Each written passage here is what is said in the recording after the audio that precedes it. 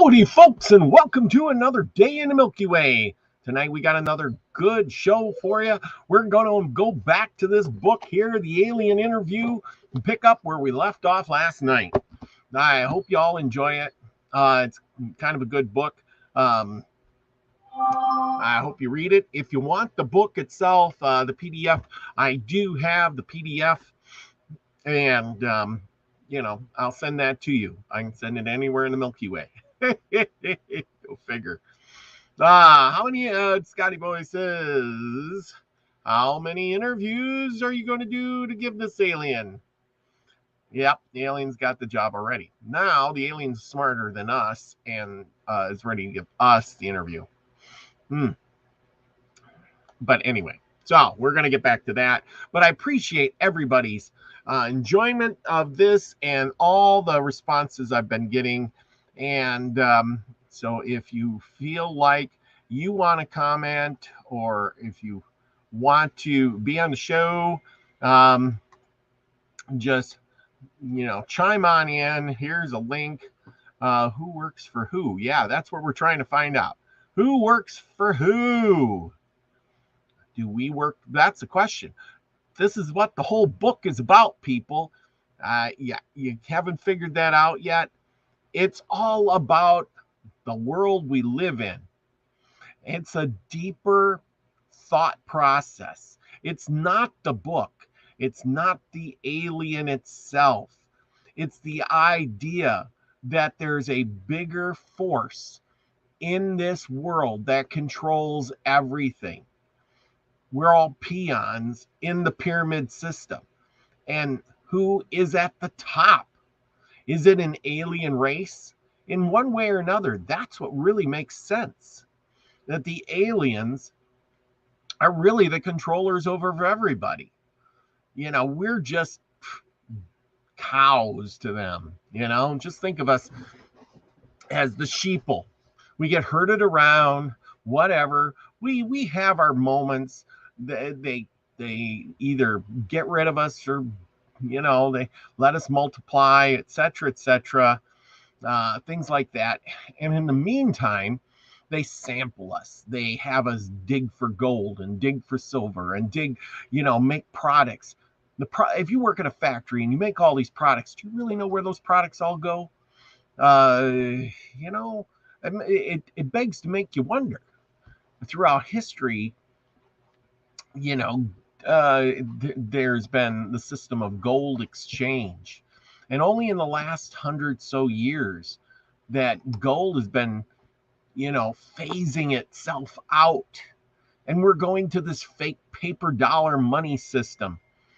And as we go to this dollar fake money system with ones and zeros on a computer screen, there's a lot of extra gold out there. Is that going to the aliens? We're going to find out tonight who really is in charge. And that's where it's leading us. And once you understand the book, maybe you'll have a different thought process on it. And here we go. Anyway, we got Jargo Smith in the house, and Pamela Jean has come to join us again. Great to see you. I hopefully chime in a lot. Maybe I'm on the wrong track. I know, though, I don't think the aliens really love and care about us. I don't see it in their nature to do so. I think we are very primitive to them. I mean, think about it. They have, alien spacecraft that fly at super high speeds or go into the water or the air or the space. They move around at ridiculous speeds. And we don't have any of that. I mean, if you go in your car and you can't drive your car at ridiculous speeds, it doesn't go in the air. We're cavemen. I mean, we just got away from riding the horse and pulling a buggy. I think, if you go back in history, the Egyptians were probably as smart, or maybe before them, whoever built the pyramids, things like that, were probably as smart, if not as smart as us, maybe in different ways. You can jump track at any time. Don't sweat it. I don't understand jump track. But anyway, I explain a little bit on that. Scotty boy, I've got, yeah, okay. So, and we're going to jump right into that. And I think the book is way more interesting than me talking. Giants most likely built the pyramids. Yes, somebody had to build the pyramids, and it would have took hundreds of men. It might have took only a couple giants. I agree with that. But then again, maybe when the pyramids were built before the flood, man was much bigger. Maybe Noah was a giant himself. Maybe, Adam and Eve were giants. Maybe all of those people were giants. Maybe there was man and giant all living on the earth at the same time. Change your thoughts and change your understandings of reality. Yes. That might be the smartest saying all night. There you go. Don't forget that. Okay, I'm going to pop this up.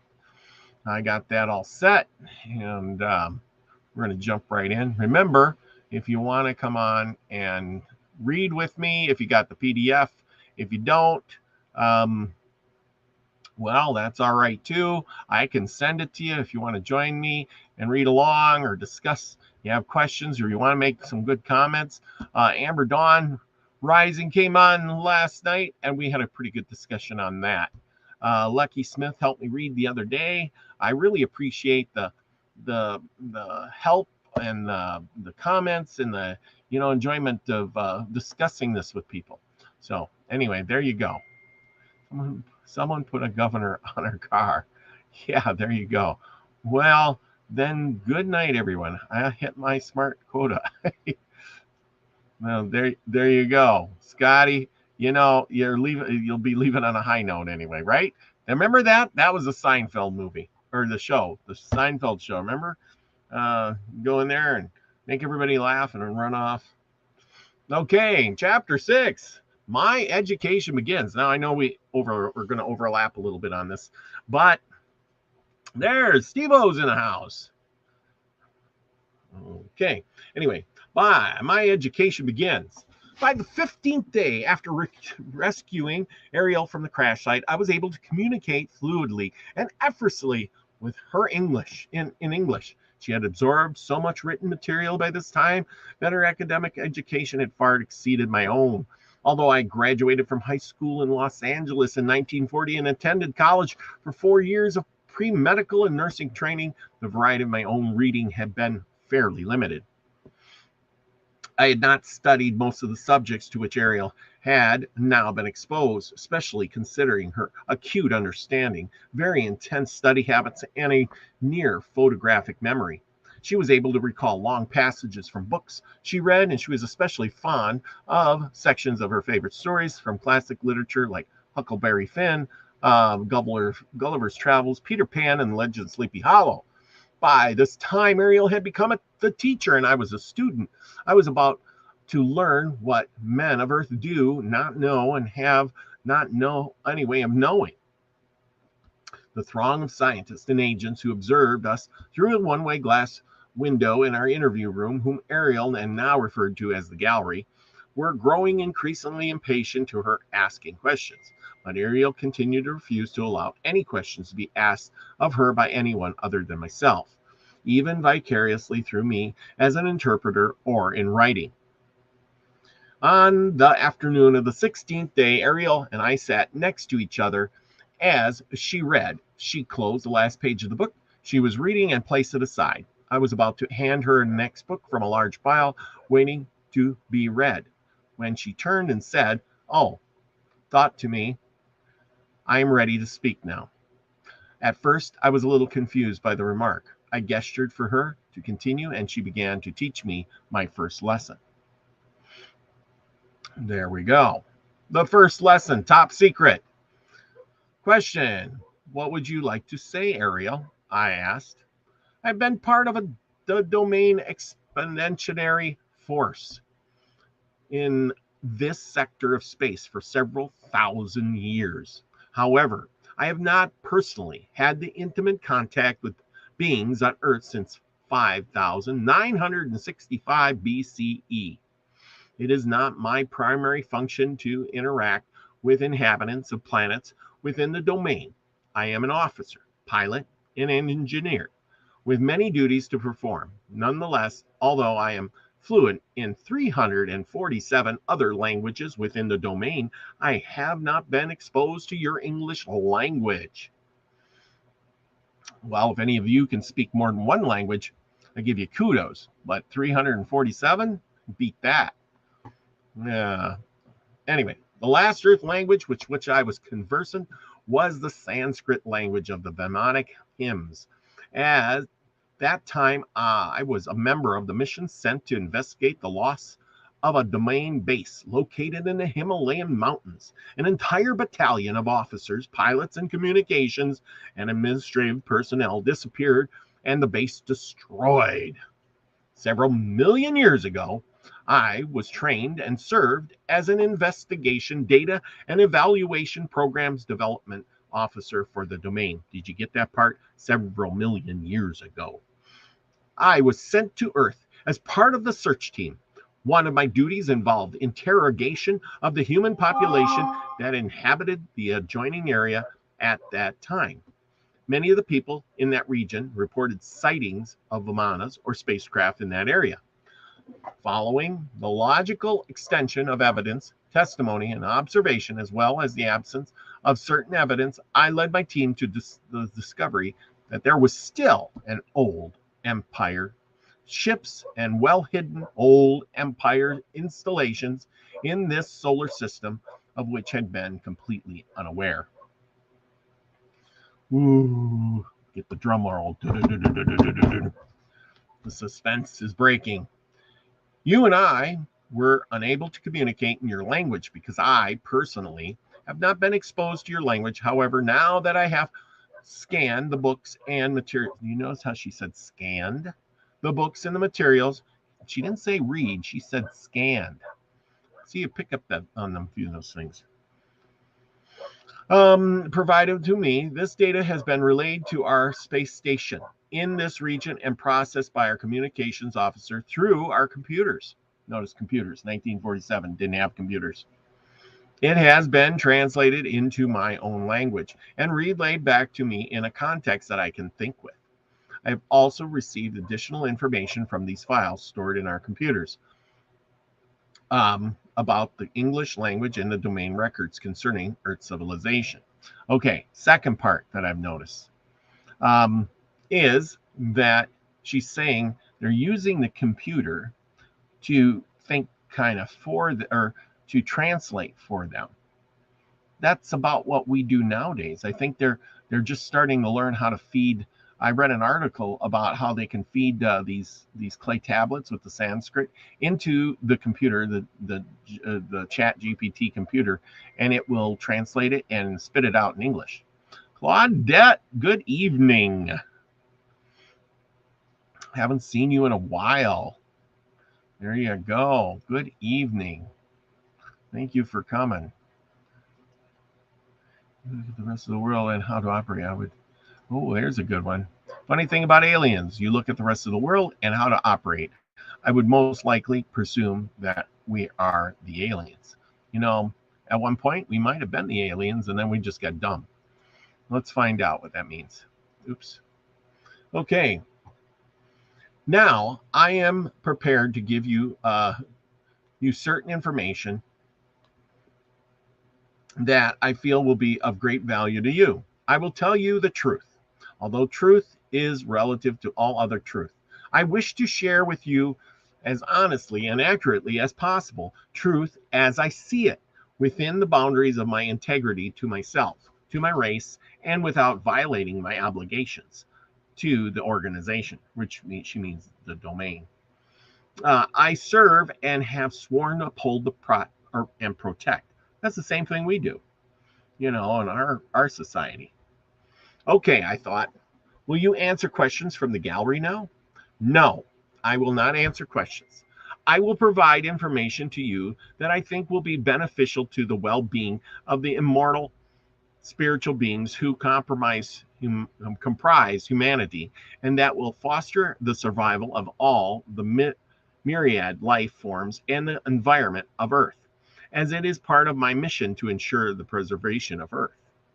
Personally, it is my conviction that all sentient beings are immortal, spiritual beings. This includes human beings. For the sake of accuracy and simplicity, I will use a made-up word, ISBE, because the primary nature of an immortal being is that they live in a timeless state of is, and the only reason for their existence is they decide to be.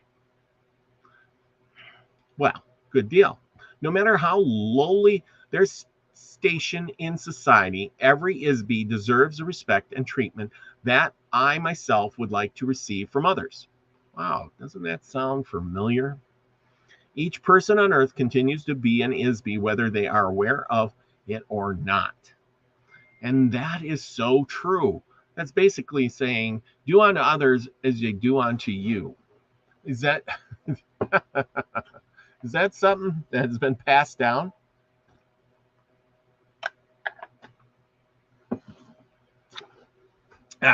Okay.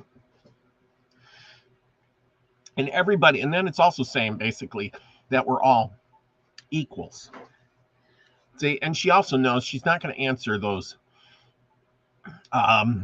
words, that say, she's not going to answer the government.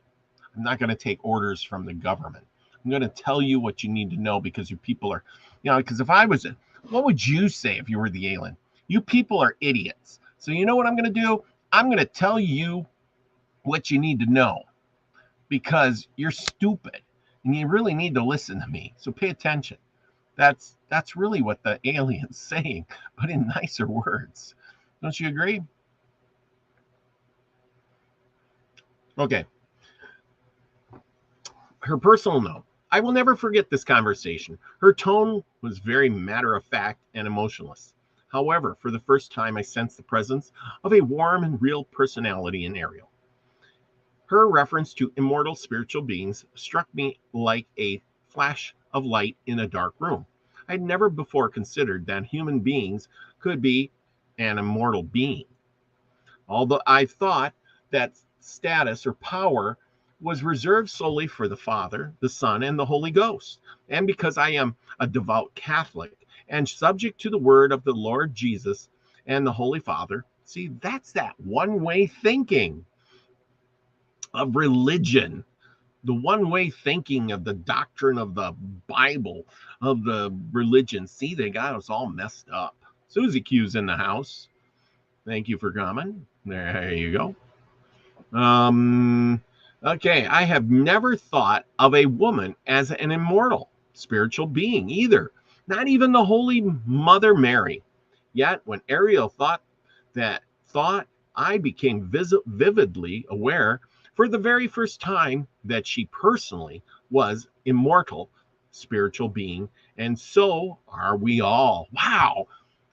And there was the light in the dark. Old Matilda just woke up and said, holy cow, my whole world has changed. So Ariel said that she sensed that I was confused about this idea. She said she would demonstrate to me that I am also an immortal spiritual being. She said, be above your body. Immediately, I realized that I was outside of my body, looking down from the ceiling at the top of my body's head. I was also able to see the room around me, including Ariel's body, sitting in the chair next to my own body. After a moment, I realized the simple but shocking reality that I am not a body.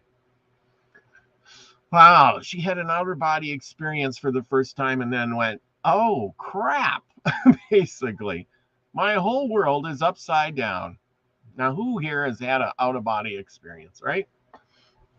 In that moment, a black veil lifted for the first time in my life and for a very long time into the past. I realized that I'm not my soul, but I am me, a spiritual being.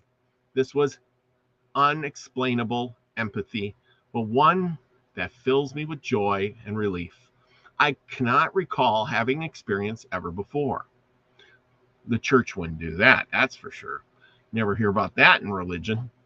As for the immortal part, I do not understand her meaning, as I have always been taught that I am not immortal. A spirit, perhaps, but certainly not immortal. And after a moment, I'm not sure how long, Ariel asked me if I had better understanding of this idea. And suddenly, I was back inside my body again and said out loud, "Yes, I see what you mean." I was so taken aback by the experience that I had to get up from my chair and walk around the room for a few minutes. Yeah, wow. I guess that was really eye-opening.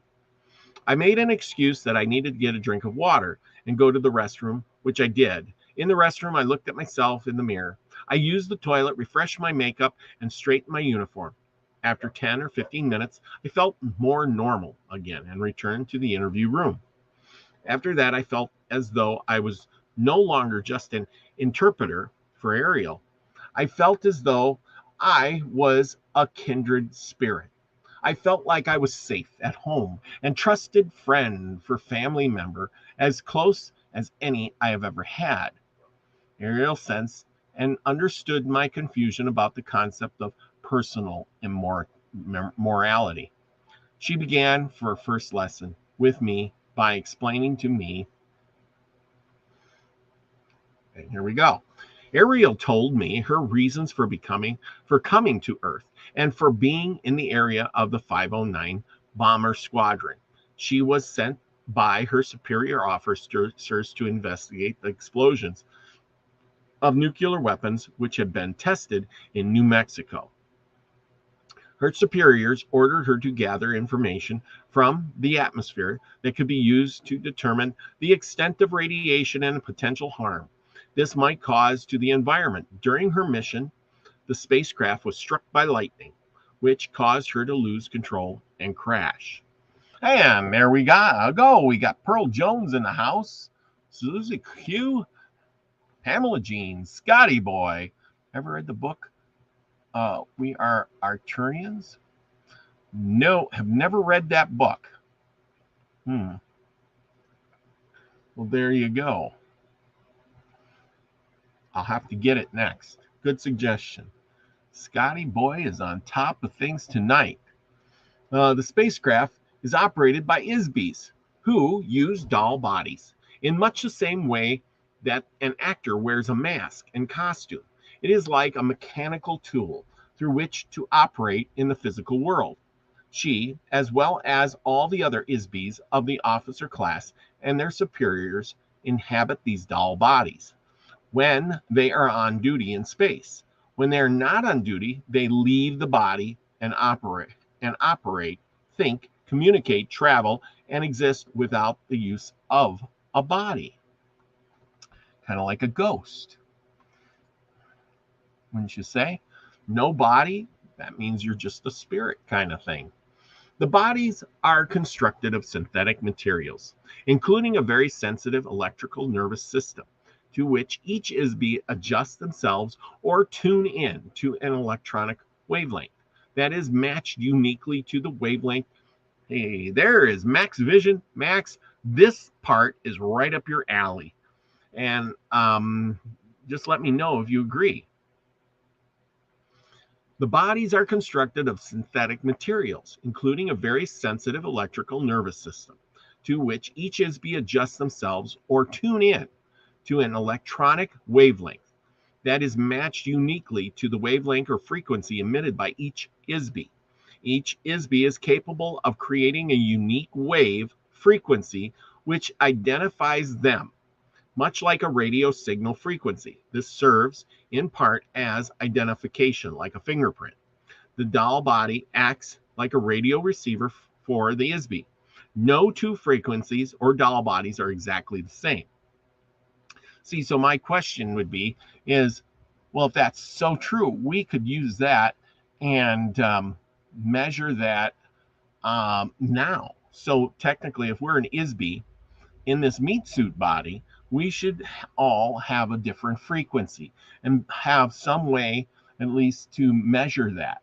And that way we could like check each other out and say, Scotty Boy is 3.22224, and Susie Q would be 3.2225, and Max is 3.2226, and I'm 3.2227, and then so forth and so on. We might be just one hair off of each other, but we're still the same.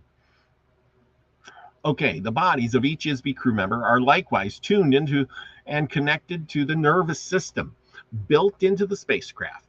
The spacecraft is built in much the same way as the doll body. It is adjusted specifically to the frequency of each ISB crew member. Therefore, the craft can be operated by the thoughts or energy emitted by the ISB. It is really a very simple direct control system. So there is no complicated controls or navigation equipment on board the spacecraft. They operate as an extension of the ISB. Let's see. When the lightning bolt struck the spacecraft, this caused a short circuit and consequently disconnected them from the control of the ship momentarily, which resulted in the crash. Ariel was and still is an officer, pilot, and engineer in an explanatory force, which is part of a space operation civilization, which refers to itself as the domain. This civilization controls a vast number of galaxies, stars, planets, moons, and asteroids throughout the area of space, which is approximately 1/4 of the entire physical universe.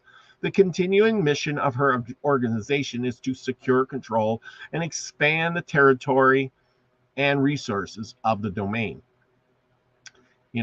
See, this is where it gets real, because that just sounds like any other corporation is to expand, gather resources, protect your resources, keep control of what is yours, and so forth and so on. Am I wrong?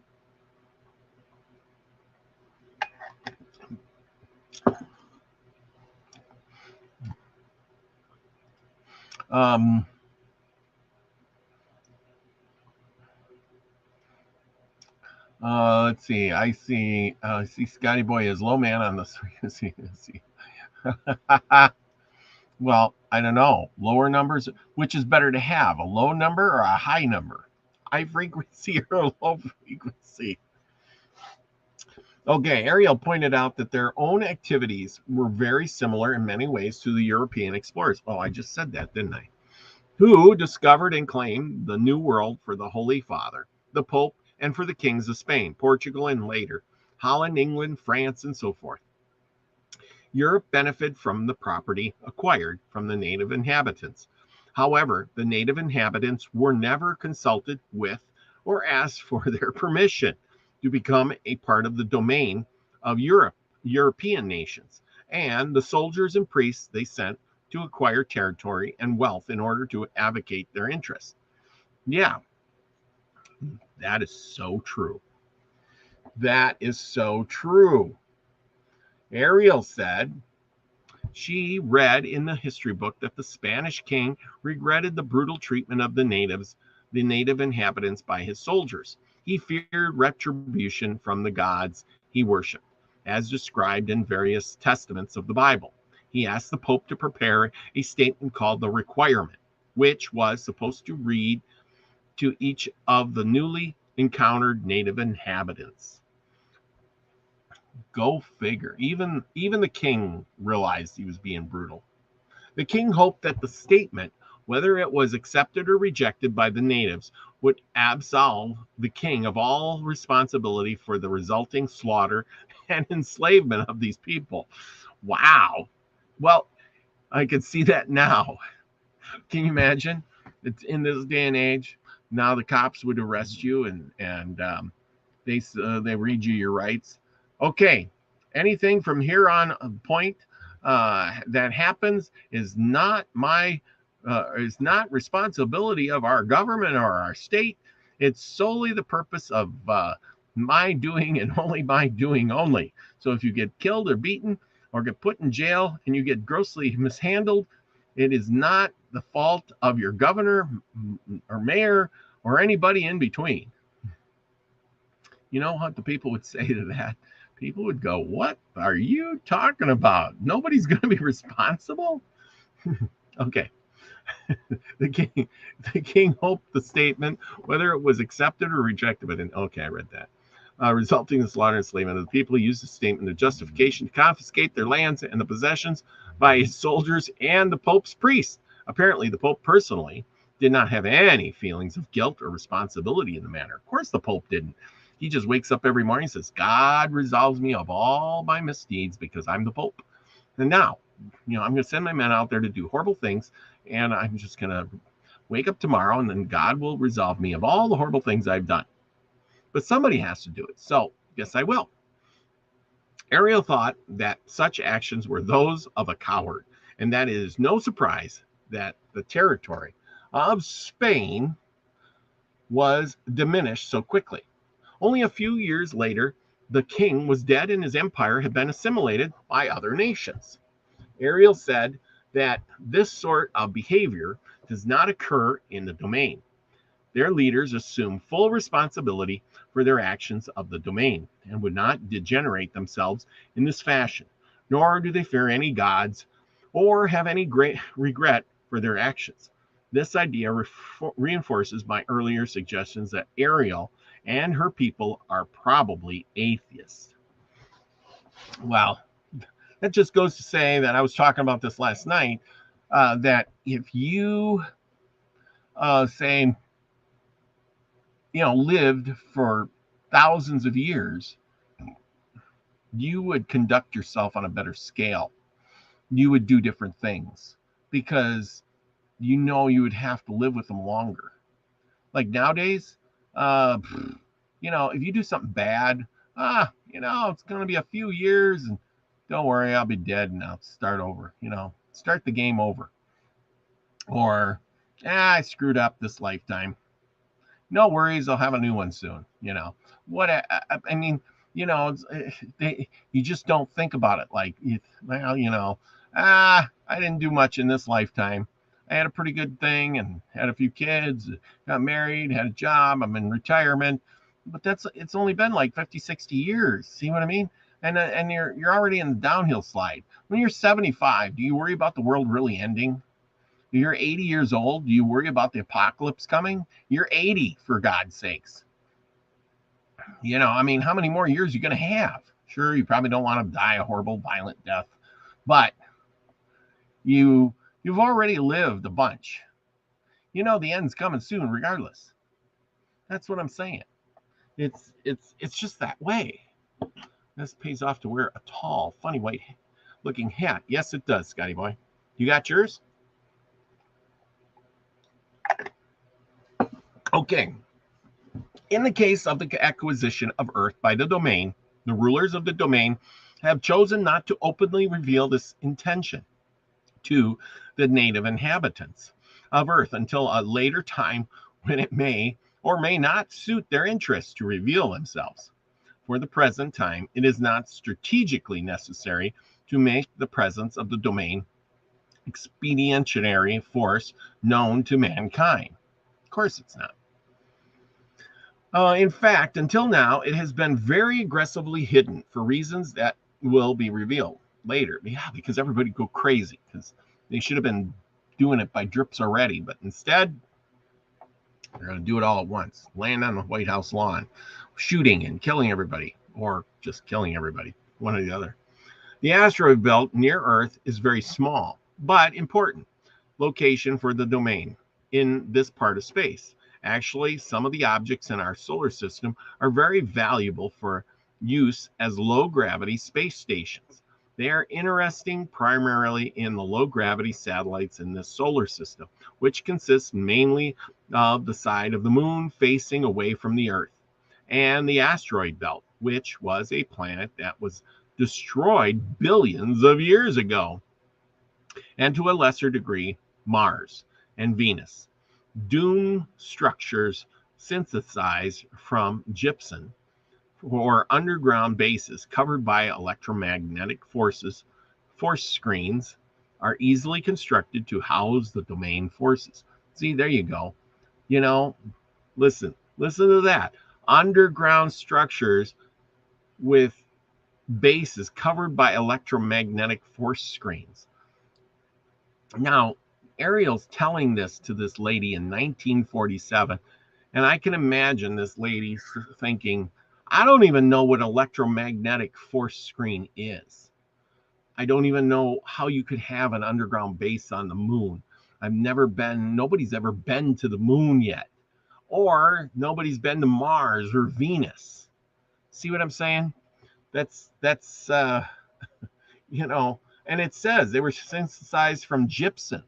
That's sheetrock. Anyway, once an once an era of space is acquired, or area of space is acquired by the domain and becomes part of the territory under its control, it is treated as the property of the domain. Doesn't say who destroyed the planet. You have been to Mars. Wow. Okay, was it an underground base? That's the question. Huh. So maybe it wasn't. Well, tell me where you were on Mars. I want to know. That fascinates me. Underground? Was it underground or in one of those electromagnetic things? Okay. Property.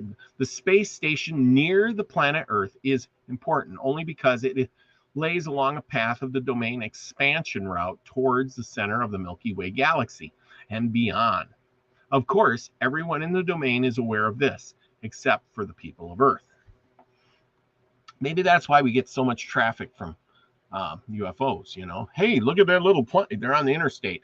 Let's pull off here and check things out. Look at that little planet. Let's go check it out. They're stupid people over there. Anyway, a lesson in ancient history, chapter 7. My instruction with Ariel continued throughout the night until dawn of the next morning. I must say I was fascinated, skeptical, shocked, and alarmed, dismayed, and disgruntled by the lesson I was getting from Ariel. I could never have imagined any of what she was telling me, not even in my wildest dreams and nightmares. The next afternoon, after I had slept, showered, and eaten, I was debriefed about my interview session. I was debriefed about my interview session and the previous evening by members of the gallery who recorded my account of what Ariel told me. There was a stenographer present for the session, as usual, to whom I debriefed after each interview, and there were also 6 or 7 men who asked for clarification of my statements. As always, there was a constant pressure applied to me to use my influence with Ariel to persuade her to answer specific questions, prompted by members of the gallery. I did my best to reassure everyone that I would give my very best efforts to do so. Nevertheless, only 3 things happened every day thereafter.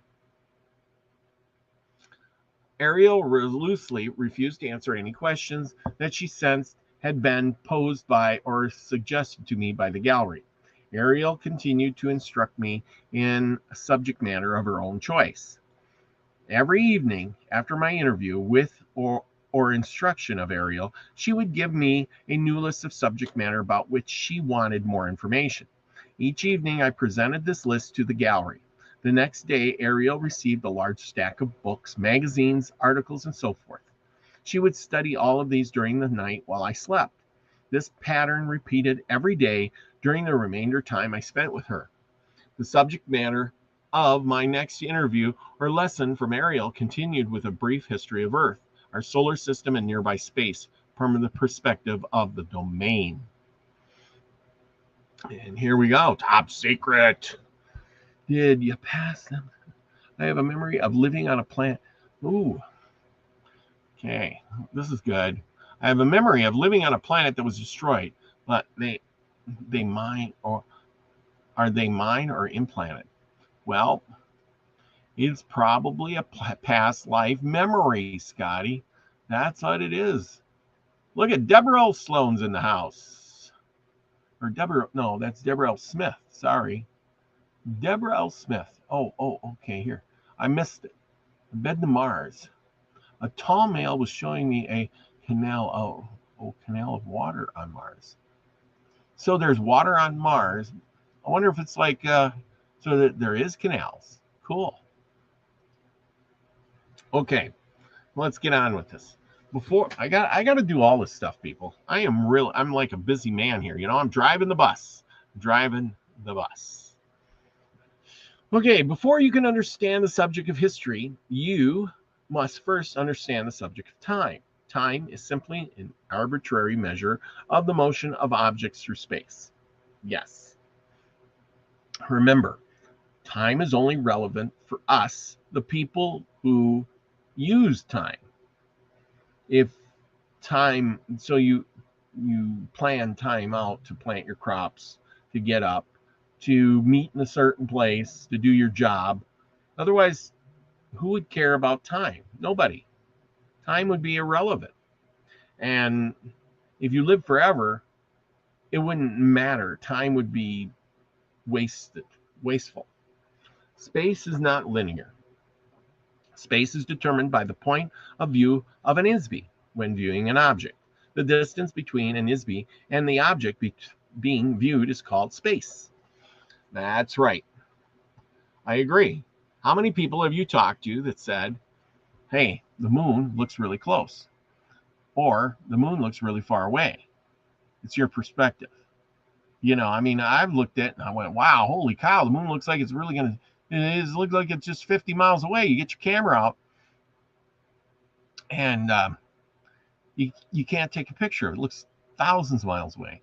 But, you know, it's amazing how I can see the moon through my telescope or something, and I can see all the little craters on it, but yet I can't look 10 miles away and see things 10 miles away. What's up with that? A few more hits like, no, yeah, Scotty's right. Mars looked like a deserted planet to me. Yep. Huh, okay, Pamela, thanks. Okay, objects or energy masses in space do not necessarily move in a linear fashion.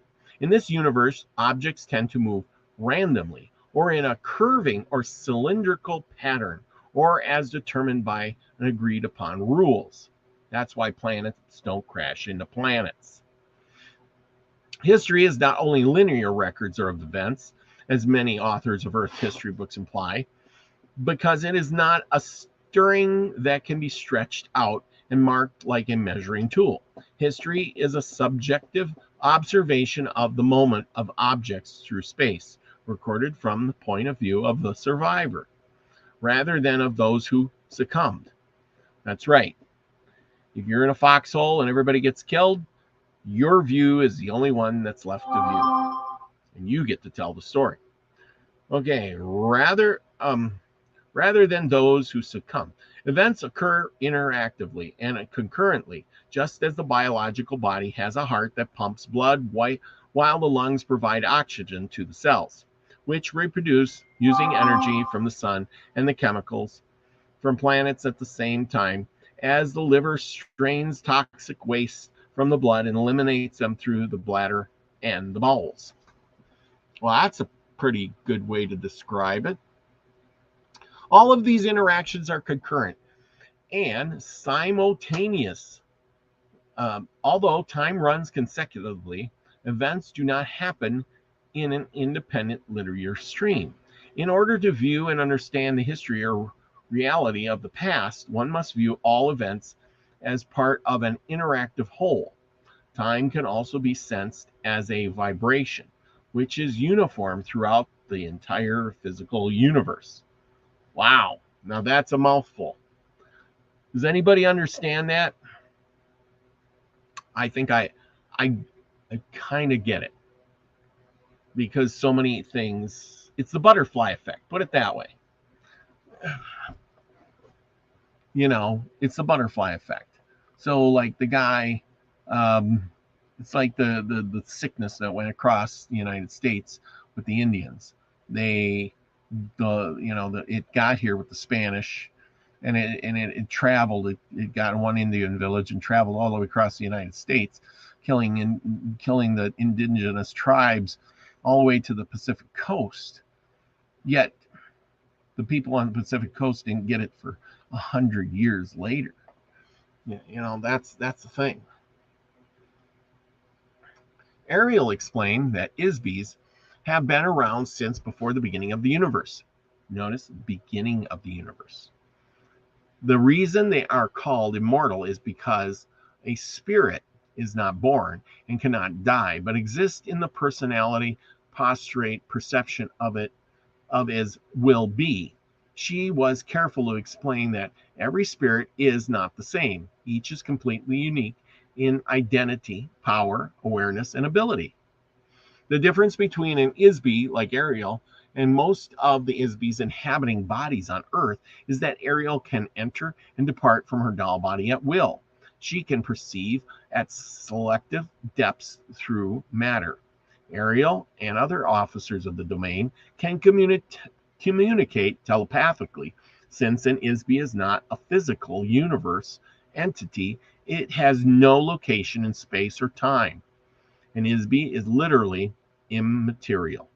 They can span great distances of space instantly, and so can you. You're an Isbie. You can span great space instantly, and usually you do it while you sleep. While you sleep, you can leave your body and you can go places, and that's why Scotty Boy remembers being on a planet that blew up.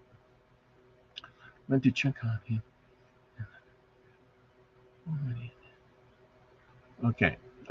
They can experience, okay, we're going this part. They can experience sensations more intensely than a biological body without the use of physical sensory mechanisms. And Isbie can exclude pain from their perception. Ariel can also remember her identity, so to speak, all the way back into the dim mists of time for trillions of years. She says that the existing collection of suns in this immediate vicinity of the universe has been burning for the last 200 trillion years. The age of the physical universe is nearly infinitely old, but probably at least 4 quadrillion years since its earliest beginnings. Wow. Okay, that's some numbers that you can probably not even wrap your head around. Time is a difficult factor to be measured, as it depends on the subjective memory of an Isbie, and there has been no uniform record of events throughout the physical universe since it began. As on Earth, there are many different time measurement systems, defined by various cultures, which use cycles of motion and points of origin to establish age and duration. That's right. So our age here on Earth would not be the same if you lived on Mars. So, no matter what you do, if you were in Jupiter or Venus or something like that, your time would be altogether different. Your hours would be different. All of that would be different. Everything would be different. You would measure everything. Okay, the physical universe itself is formed from the convergence and amalgamation of many other individual universes. Each one of which were created by an Isbie or group of Isbies. The collision of these illusionary universes commingled and coalesced were solidified to form a mutually created universe. Because it is agreed that energy and forms can be created, but not destroyed. This creative process has continued to form an ever-expanding universe of nearly infinite physical proportions. Wow, that just blows my mind. Before the information of the physical universe, there was a vast period during which universes were not solid, but wholly illusionary. You might say that the universe was a universe of magical illusions. Hey, maybe that's where we get all this magical stuff. We're just remembering the past magical universes, which were made to appear and vanish at the will of the magician. In every case, the magician was one or more Isbies. Many Isbies on Earth can still recall vague images from that period, tales of magic, sorcery, and enchantment. Fairy tales and mythology speak of such things, although in very crude terms. See, that's what I mean. All those books that they write about the magicians and Harry Potter and Lord of the Rings, all that stuff was probably one of those mystical places, out there in the universe, created by people to just like, they have these video games and you just play them and whatever. Now, I haven't done any of those, but they say they're almost real lifelike. It's like watching a movie, but only you're in it. Okay, on Earth, each Isby entered into the physical universe when they lost their own home universe. This is when an Isby's home universe was overwhelmed by the physical universe, or when the Isby joined with the other Isbys to create or conquer the physical universe. On Earth, the ability to determine when an Isby entered the physical universe is difficult for two reasons. The memory of the Isby on Earth have been erased, and Isby's arrival or invasion into the physical universe took place at different times, some 60 trillion years ago, and others only 3 trillion years ago. Every once in a short while, a few million years, an area or planet will be taken over by another group of Isbys entering into that area. Well, that makes sense. Sometimes they will capture other Isbys as slaves. Don't you feel like a slave now? Go to work a couple of times. Sometimes they'll be captured slaves. They will be forced to inhabit bodies to perform menial or manual work, especially mining, mineral ores, or heavy gravity planets, such as Earth. Well, prison planet it is. Yes, like they are trying to take us over the day, right, Pamela? Yes, magic and fairy tales are more real than we remember, though we forgot. Yes, that's for sure.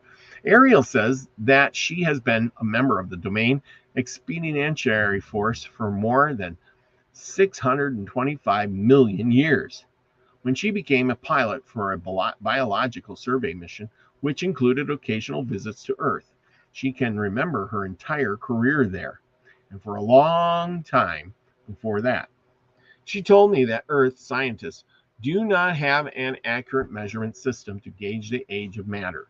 They assume that because certain types of materials seem to deteriorate rather quickly, such as organic or carbon-based matter, that there is a deterioration of matter. This is not accurate to measure the age of stone based on the measurement of the age of wood or bone. Oh, that makes sense. This is fundamental error. Fractionally, matter does not deteriorate. It cannot be destroyed. Matter may be altered in form, but it never truly destroyed. The Domain has conducted a periodic survey of the galaxies in this sector of the universe since it developed space travel technologies about 80 trillion years ago. Wow. So they developed space travel technologies about 80 trillion years ago. They're so far ahead of us. A review of changes in the complexation of the Earth revealed that mountain ranges rise and fall, continents change location, the poles of the planets shift, ice caps come and go, oceans appear and disappear, rivers, valleys, and canyons change. In all cases, the matter is the same. It is always the same sand. Every form and substance is made of the same basic material which never deteriorates.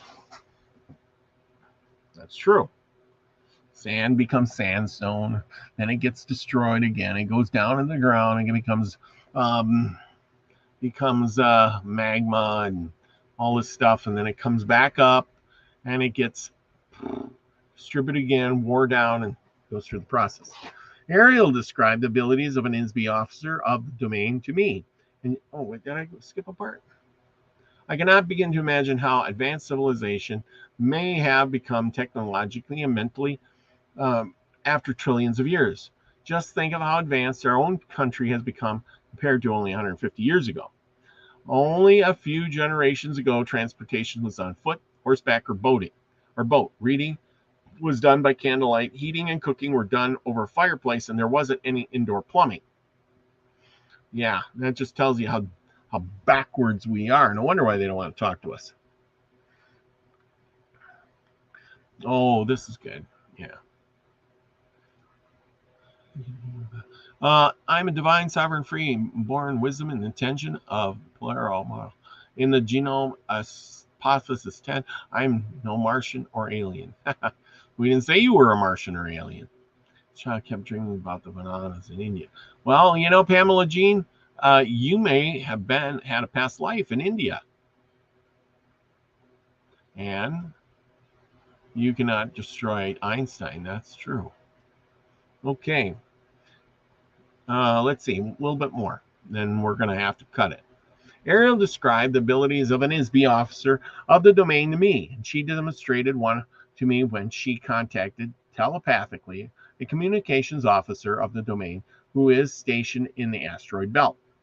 The asteroid belt is composed of thousands of broken up pieces of a planet that once existed between Mars and Jupiter. It serves as a good low gravity jumping off point for incoming spacecraft traveling toward the center of our galaxy. That's where Scotty Boy lived. But his planet blew up and now he lives here with all of us. No wonder why he's a little strange, huh? She requested that this officer consult information stored in the files of the domain concerning the history of Earth.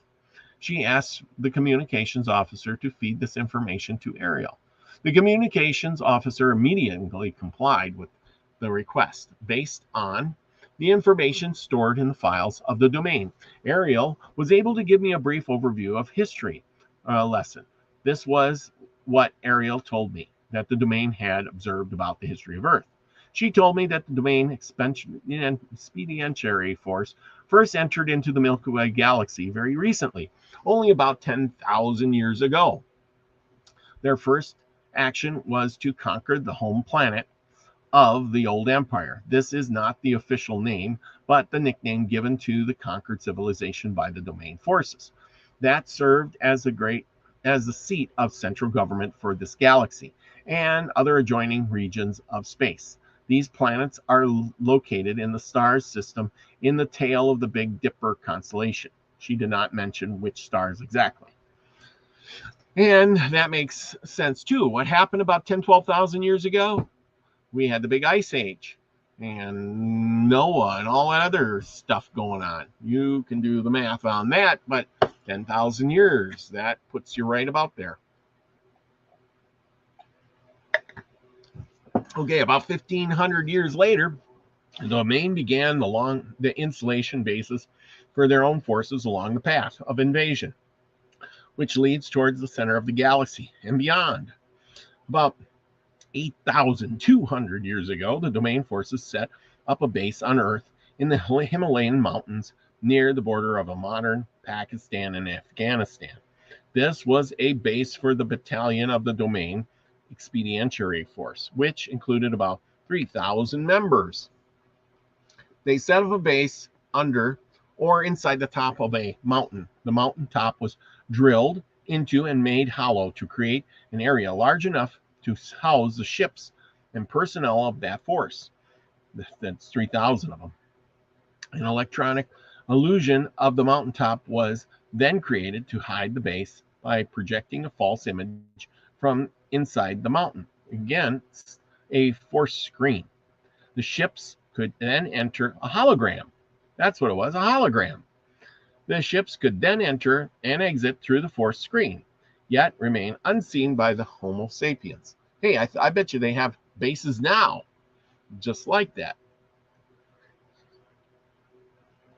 Shortly after they settled there, the base was surprised by an attack from the remnant of the military forces of the old empire.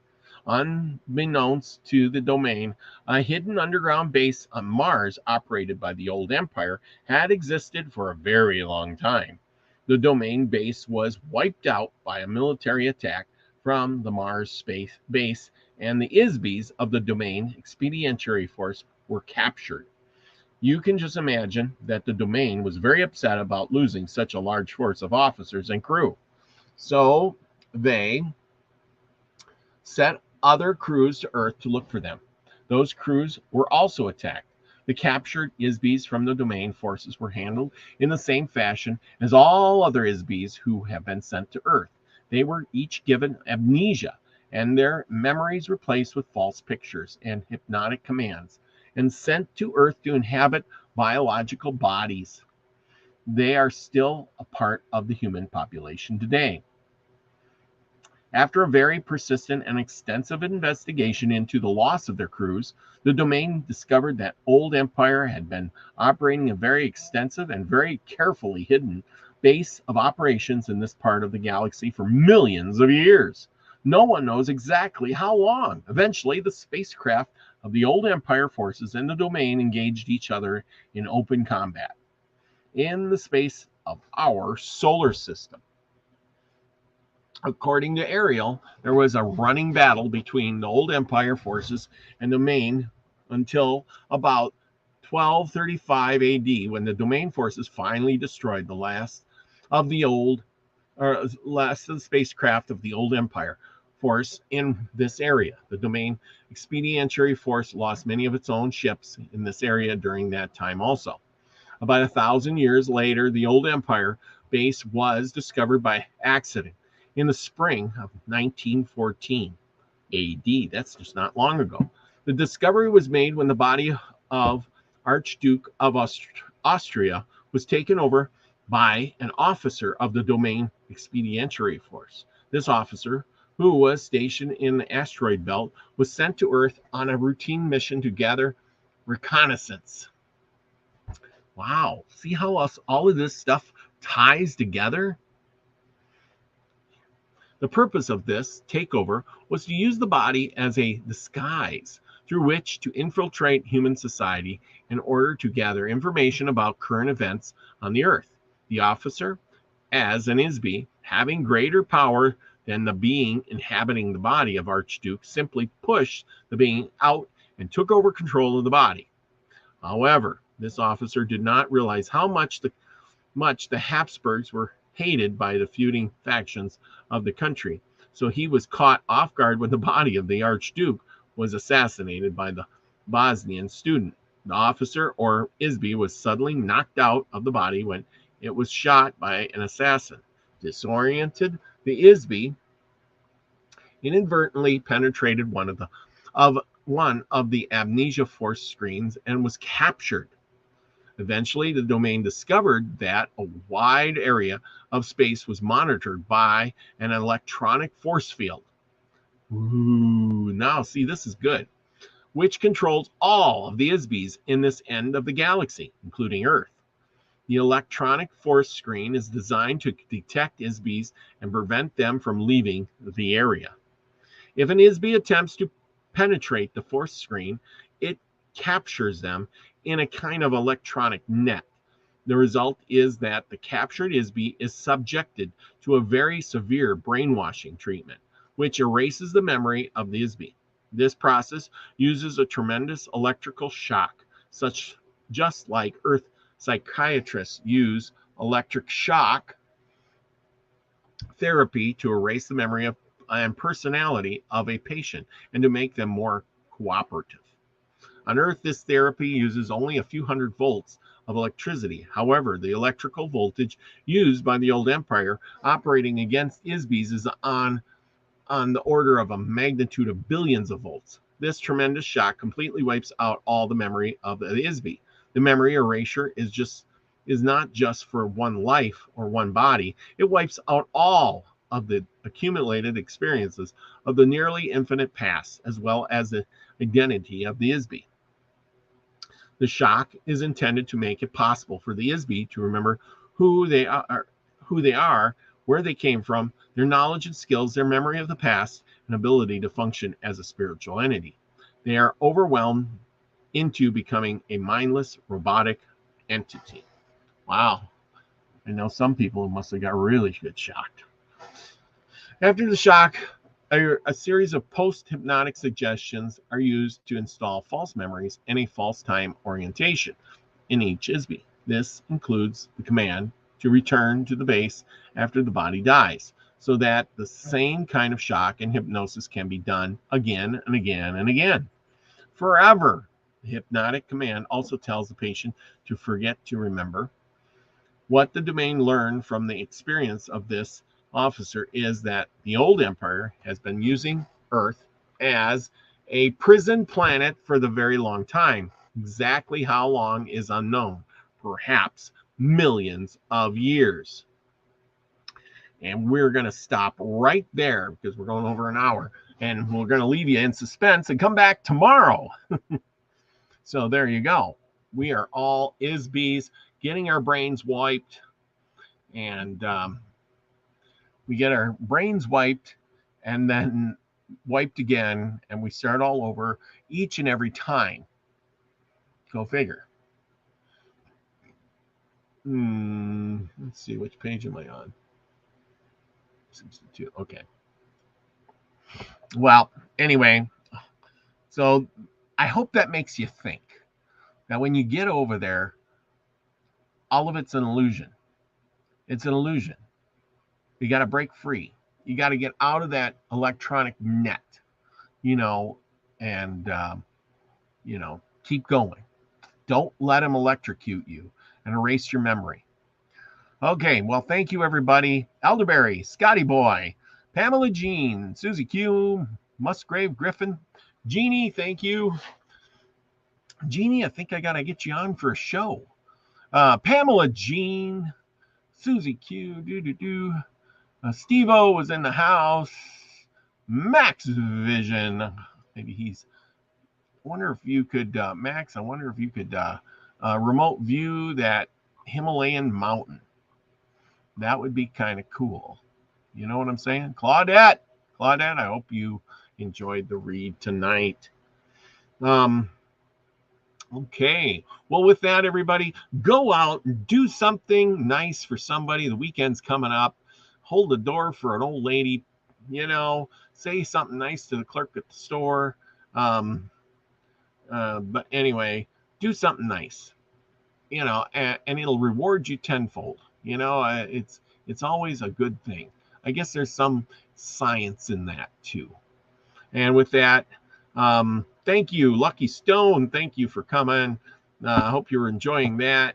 Let's see. Scotty Boy, tomorrow's Friday.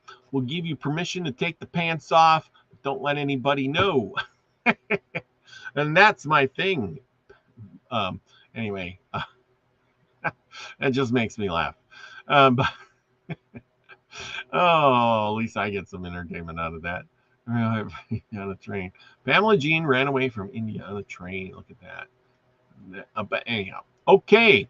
Well, with that, remember, go out, be the frequency you want to receive, everyone. I love y'all. Thank you so much. Peace, everybody. See you tomorrow night.